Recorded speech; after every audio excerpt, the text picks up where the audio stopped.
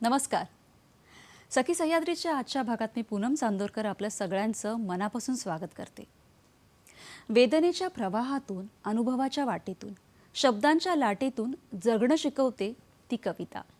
मंडळी, खरं तर कविता कोणाला आवडत नाही अशी व्यक्तीच विरळ असेल. कवितेत रमणं किंवा कविता करणे सगळ्यांनाच आवडतं.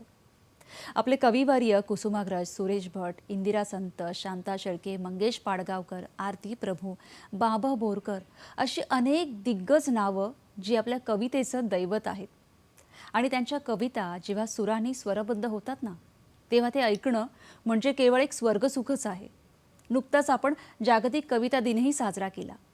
मग हा सुरांचा प्रवास कविताबद्ध करण्याचा कसा होतो किंवा ती पायवाट नक्की कशी आहे हे आज आपण सगळं जाणून घेणार आहोत. आजचा आपला विषय काय आहे ते बघूया. आजचा आपला विषय आहे कवितेच्या गावी सुरांच्या पायवाटा.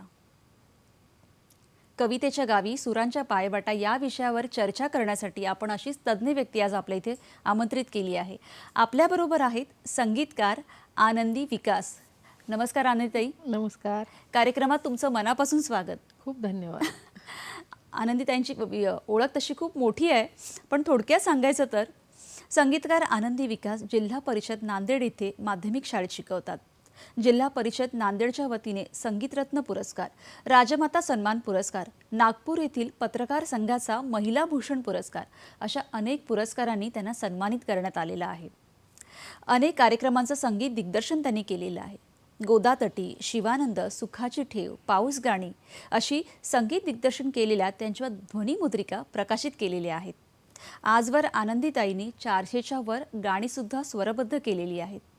म्हणूनच आज आपण त्यांचा हा प्रवास ह्या सुरांच्या पायवाटेवर कसा झाला हे जाणून घेऊया.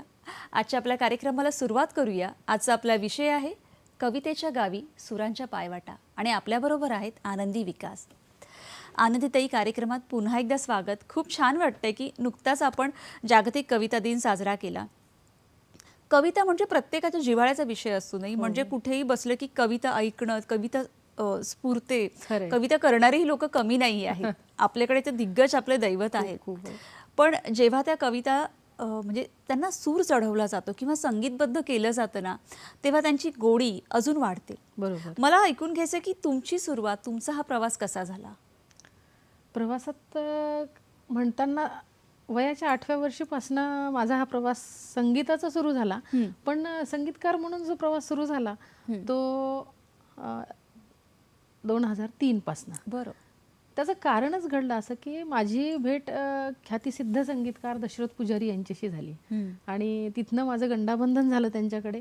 आणि त्यांचं शिष्यत्व मी जेव्हा पत्करलं तर त्यानंतर मला तिथनं असं त्यांच्या आदेशानुसारच मी ही वाट चालायला सुरुवात केली आणि संगीतकार म्हणून माझा रस्ता मी माझा शोधत गेले.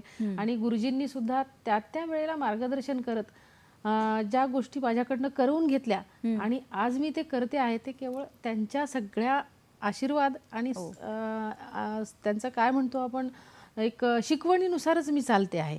आज ते नाही आहेत, पण त्यांचा आशीर्वाद आणि त्यांची शिकवणी माझ्या कायम स्वरूपात सोबत राहणार आहे आणि त्याच दृष्टीने माझा प्रवास चालू आहे. सातत्याने चालूच राहणार आहे. अगदी खरं, सातत्याने हा प्रवास सुरूच राहणार आहे. जसं तुम्ही सांगितलं की गुरूंच्या मार्गदर्शनामुळे हा प्रवास तुम्ही अधिक म्हणजे करत गेलात आणि सोपा होत गेला. पण असं कुठे ठरवलेलं का आधीपासूनच की नाही मी संगीतकार? नाही, संगीतकार होणं हे अगदी म्हणजे ठरवलेलं नव्हतंच. मी गाणं गायची, मी अजूनही गाणं गाते.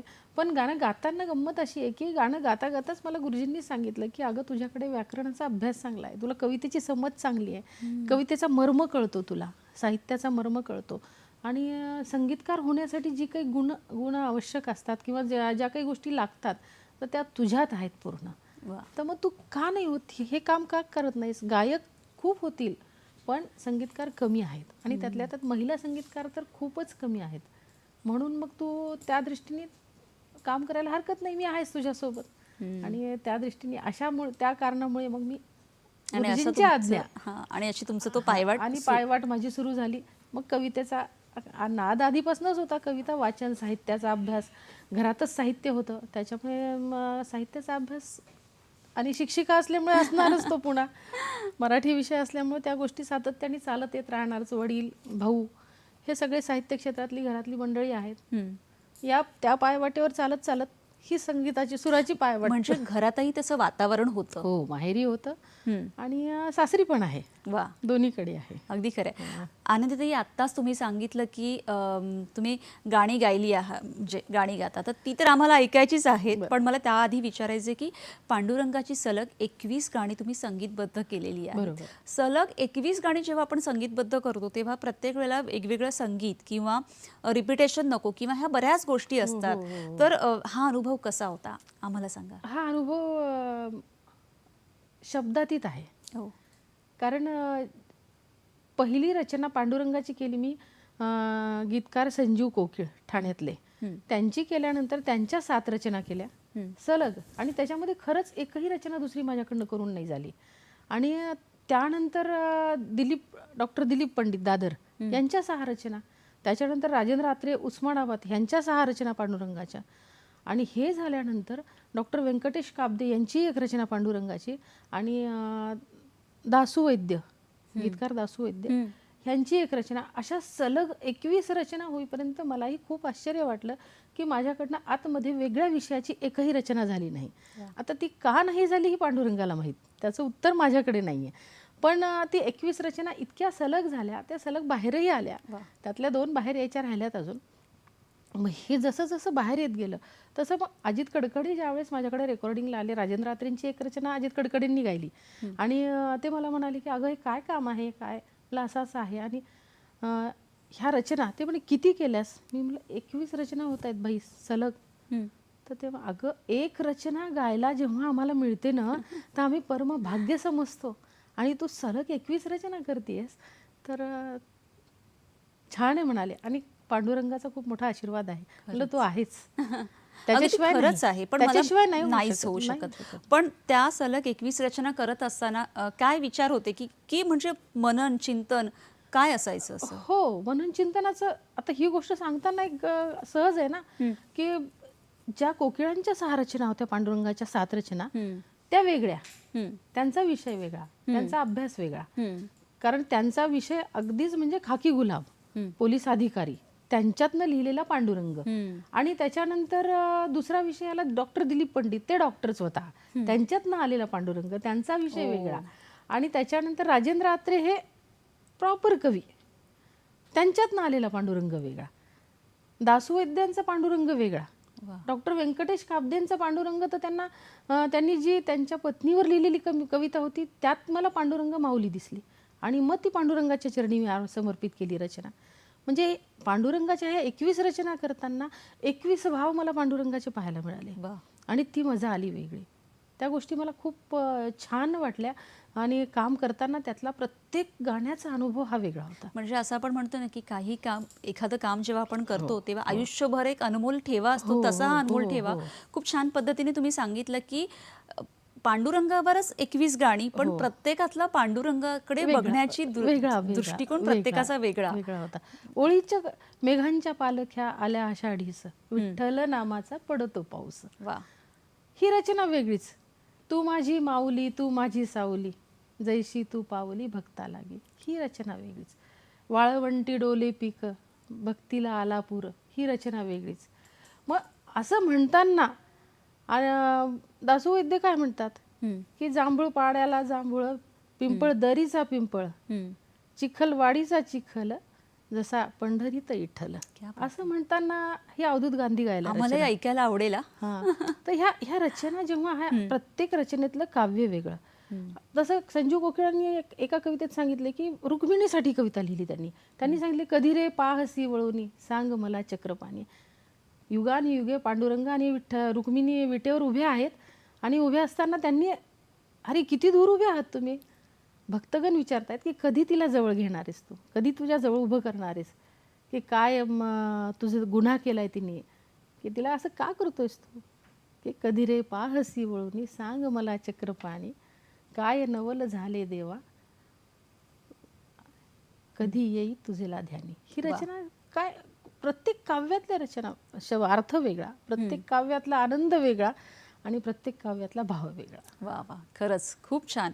पण जेव्हा ती सलग 21 गाणी तुम्ही स्वरबद्ध म्हणजे त्यांना संगीत दिग्दर्शन दिलं तेव्हा आपण म्हणू शकतो की एका स्टुडिओमध्ये आपण ते काम केलं. केलं. पण त्याचबरोबरीने तुम्ही 25,000 विद्यार्थ्यांना हो. समूहगान करून घेतलं. तो एक वेगळा अनुभव होता, कारण मुलांकडून आणि ते पण एवढ्या प्रमाणात हजारावर करून घेणं हे खूप कठीण काम असू शकतं. तो अनुभव कसा होता? 2010ची गोष्ट आहे. 2010 मध्ये महाराष्ट्राला सुवर्ण महोत्सवी वर्षाची मानवंदना होती आणि त्याच्यामध्ये तत्कालीन मुख्यमंत्री यांनी काय केलं की पूर्ण महाराष्ट्रभर कार्यक्रमांचं वेगवेगळ्या कार्यक्रमांचं आयोजन, आपल्या स्टुडिओत पण वेगवेगळे कार्यक्रम त्यावेळेस खूप मोठ्या प्रमाणावर साजरे झाले. तर समूह गानचा जो कार्यक्रम होता तो तत्कालीन मुख्यमंत्री साहेबांनी नांदेडमध्ये आयोजित केला होता.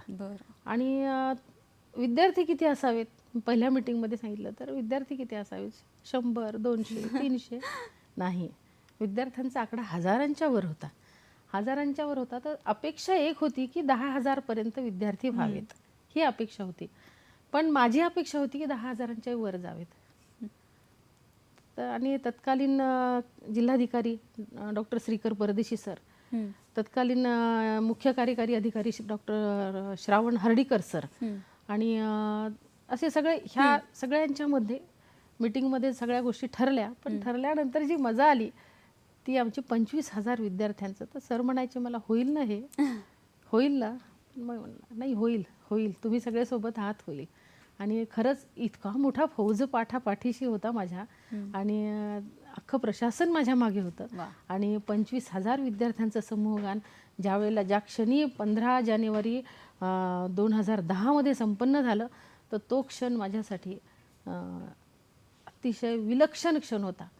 कारण तेवढं करून घेणं खरंच आहे. आणि ही केवळ त्याला जी ताकद ईश्वराने दिली होती मला, 25,000 विद्यार्थ्यांचा एक सूर एक ताल, एवढं करून घेणं सोपं. 6 महिन्यांचा कालावधी मी घेतला मागून आणि पूर्ण नांदेड जिल्हा पिंजून काढला मी त्याच्यासाठी. आणि प्रत्येक शाळांमधनं मी विद्यार्थ्यांची समूहगान तयार करून गेले, त्याच्या सीडीज काढल्या, त्याच्यावरनं त्याचे ट्रॅक्स तयार केले आणि त्यांच्या विद्यार्थ्यांच्या स्केल तयार केल्या. त्या सगळ्या पद्धतीने काम करत करत ते समूहगान मी पूर्णत्वास नेलं. अगदी खरं. म्हणजे आता जसं तुम्ही सांगितलं ना, तर एक होऊ शकतं की जेव्हा कुठलीही गोष्ट आपण करतो ना, त्यामागे आपलं तन मन धन म्हणजे पूर्ण त्याच्यासाठी परिश्रम करून मनापासून आपण जेव्हा ती गोष्ट करतो तेव्हा ती नक्की संपन्न होते. ही चर्चा आपल्याला अशीच पुढे चालू ठेवायची. पण आता वेळ झाली एक छोट्याशा ब्रेकची. घेऊया एक छोटीशी विश्रांती.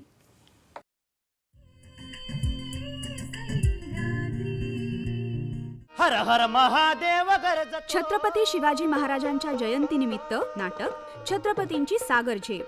कथा ऐकूया छत्रपतींची, त्यांच्या सागर झेपेची. शत्रूपासून सुरक्षित राहण्यासाठी सिंधुदुर्ग किल्ल्याची निर्मिती करणाऱ्या छत्रपतींच्या निर्णयाची साहस कथा. आजपर्यंत आमच्या या स्वराज्याला हात लावण्याचा अनेकांनी प्रयत्न केला, पण कोणालाही ते शक्य झालं नाही. किल्ला सर करणं फार सोपं असतं, पण तो राखणं कठीण असतं. आता यापुढे आम्हाला आताताई बेफिकिरी परवडणारी नाही, कारण हे राज्य सुरक्षित राहावं, अबाधित राहावं, हे तो श्रींची इच्छा. छत्रपतींची सागर झेप. प्रसारण बुधवार दिनांक 31 मार्च 2021 सायंकाळी 7:33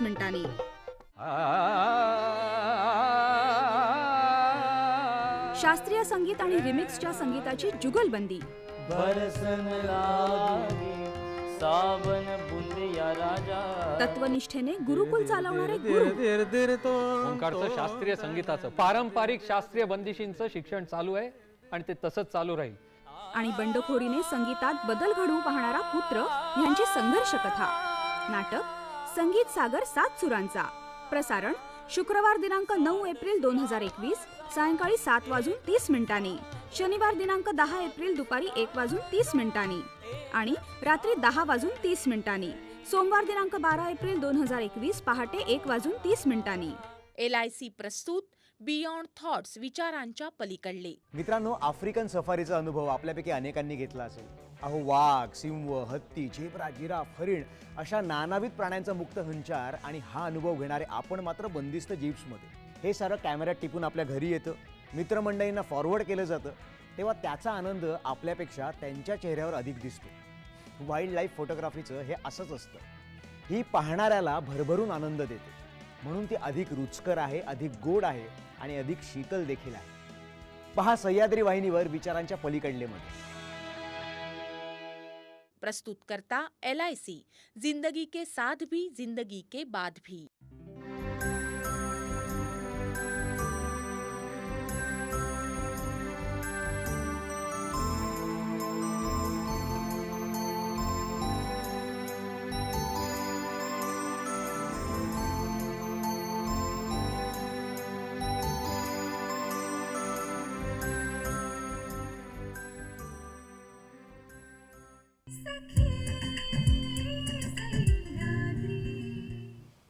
विश्रांतीनंतर सगळ्यांचं पुन्हा एकदा स्वागत. आजचा आपला विषय आहे कवितेच्या गावी सुरांच्या पायवाटा आणि आपल्याबरोबर आहेत संगीतकार आनंदी विकास. खरं तर आनंदीताई, तुमच्याकडून खूप गोष्टी जाणून घ्यायच्या आहेत. खूप छान मगाशी तुम्ही रचनाही आम्हाला ऐकवल्यात. गाणं ऐकायलाही आम्हाला नक्कीच आवडणार आहे. मला असं विचारायचं आहे की पांडुरंगाची सलग 21 गाणी, तो एक वेगळा अनुभव जो आपण एका बंद स्टुडिओमध्ये केला. त्यानंतर 25,000 विद्यार्थ्यांचं तुम्ही जे गाणं करून घेतलेलं समूह गाण, तो अनुभव खूप वेगळा होता. कारण प्रत्येकाला एका सुरात आणि तालात बांधणं. त्याचबरोबरीने मला असं विचारायचं की जेव्हा तुम्ही कवितांना किंवा गाण्यांना स्वरबद्ध संगीत देता, तर नक्की त्यामागचा विचार काय असतो, काय भावना असतात, कसं होतं ते? एक छोटंसं उदाहरण देते या ठिकाणी. सखे मोनालिसा, मोनालिसाची कविता, मोनालिसांवर कविता. सखे मोनालिसा, हास्य आज गेले कुठे, राधेच्या राज्यात रात्र, रावे आज गेले कुठे. प्रश्न आहे ना हा. मग प्रश्नार्थक संगीत तिथे द्यायचे आपल्याला. गाण्यात नाही, तिथे प्रश्न दिसला पाहिजे. तर मग कसा द्यायचा प्रश्न? सखे मोनालिसा तुझे हास्य आज गेले कुठे, राधेच्या राज्यात रात्र, रावे आज गेले कुठे. हा प्रश्न आला. इथे संगीत म्हणजे कविता समजून घेऊन व्याकरणांचा योग्य तो तिथे वापर करून, व्याकरणांचा अभ्यास करत जर आपण खरंच योग्य चिन्हांचा वापर करत जर त्याचा अभ्यास केला ना, तर ते अर्थपूर्ण गाणं होण्यास मदत होते.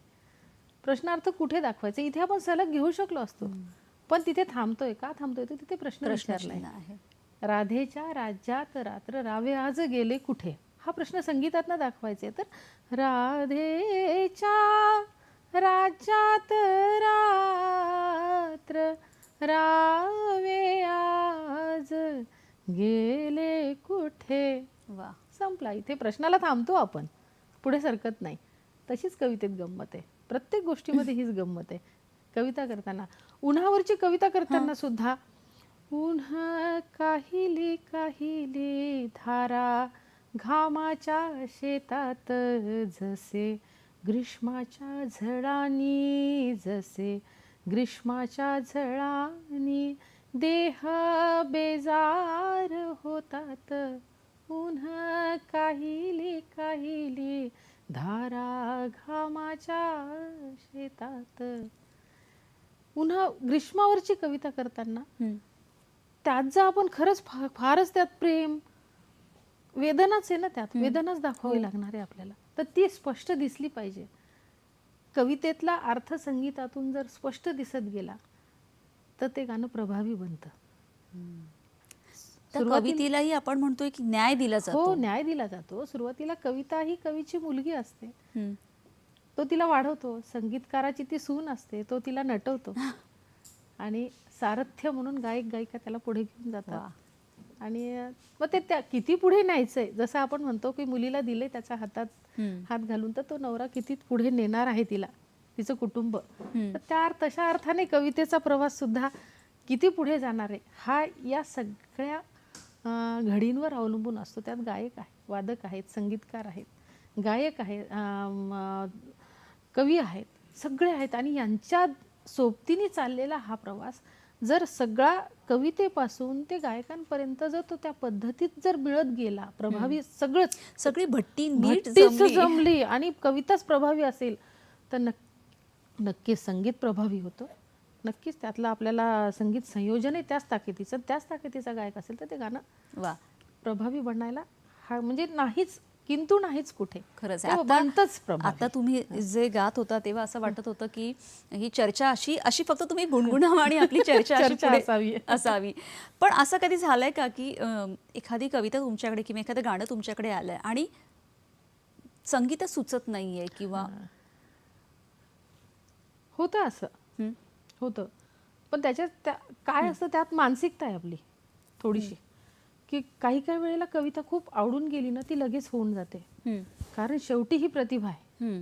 सुचलं तर सुचतंय तुम्हाला, नाही तर तुम्हाला सुचणार नाही. सुचलं तर एका वेळेला तुम्हाला भरपूरही सुचून जाईल, आणि नाही सुचत गेलं तर तुम्हाला काही 6-6 महिने सुचणारे नाही. प्रतिभा कुठून ओढून ताणून आणणार, खरं सृजन कुठून आणणार? ते आतच आलं पाहिजे, आत आल्यानंतरच ते होणार आहे. पण फारसं नाही झालं. मला 1-2 वेळेला झालं तसं, 1-2 कवितांच्या बाबतीत झालं. पण फार त्रास नाही झाला. एक 8-15 दिवसांच्या कालावधीत ते होऊन गेलं. हां, पण 1-2 कवितांच्या बाबतीत मात्र झालं तसं. होतं, तो प्रवासाची वाट आहे ती एक. म्हणूनच आपण म्हणतो ना की हा प्रवास आहे, ती सलग अशी एखादा रस्ता नाहीये. तो वाटेवाटेतून जावं लागतं आणि आपला जो मार्ग आहे, ध्येय तो आपल्यालाच ठरवावं लागतं.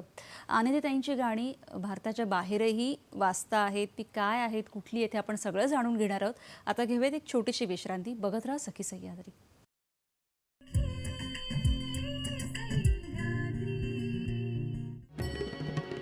स्वर प्रवाह स्वर प्रवाह स्वर प्रवाह स्वर प्रवाह स्वर प्रवाह स्वर प्रवाह स्वर प्रवाह स्वरप्रवाह शनिवारी सकाळी 6 वाजता, रविवारी सकाळी 6 वाजता तानसेन संगीत समारोह विशेष आणि रविवारी सायंकाळी 6:30 LIC प्रस्तुत बियॉन्ड थॉट्स, विचारांच्या पलीकडले.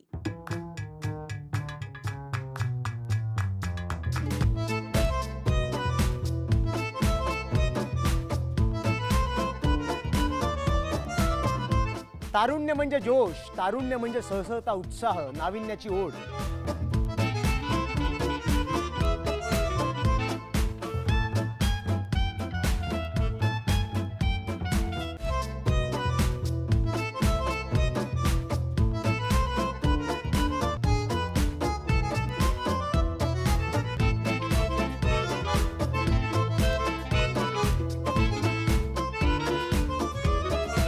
जरूर पहा आमचा हा आगळा वेगळा बहुआयामी कार्यक्रम बियॉन्ड थॉट्स, विचारांच्या पलीकडले, शनिवार रविवार संध्याकाळी 7:30 वाजता, पुनःप्रसारण रात्री 10 वाजता आणि दुसऱ्या दिवशी दुपारी 1:30 वाजता.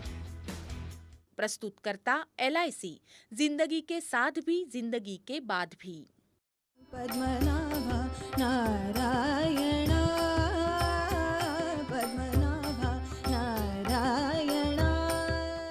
जीवनाला अंधाराकडून प्रकाशाकडे नेणारा, आम्ही बिघडलो तुम्ही बिघडा, आम्ही बिघडलो तुम्ही बिघडा. अनेक संतांच्या भक्तिमय रचनांनी सजलेला, देव माझा मी देवाचा, भक्तिगीतांचा कार्यक्रम भक्तिरंग. पाहायला विसरू नका, सोमवार ते शुक्रवार सकाळी 6:30 वाजता. मी देवाचा.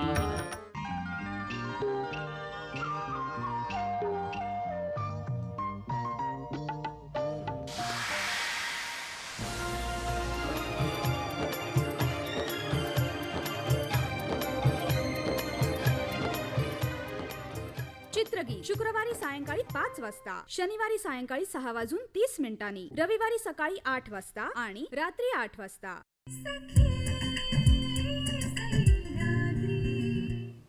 कवितेच्या गावी सुरांच्या पायवाटा या विषयावर आपण चर्चा करत आहोत, गप्पा मारत आहोत आणि आपल्याबरोबर आहेत संगीतकार आनंदी विकास.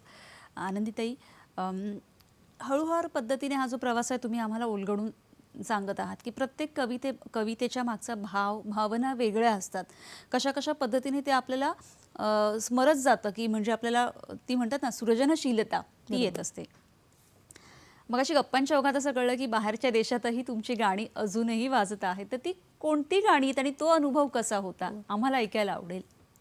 बाहेरच्या देशात सुरुवातीला माझं गाणं गेलं ते गुरुकुल पब्लिक पब्लिक स्कूलचं मी एक थीम सॉन्ग केलं होतं.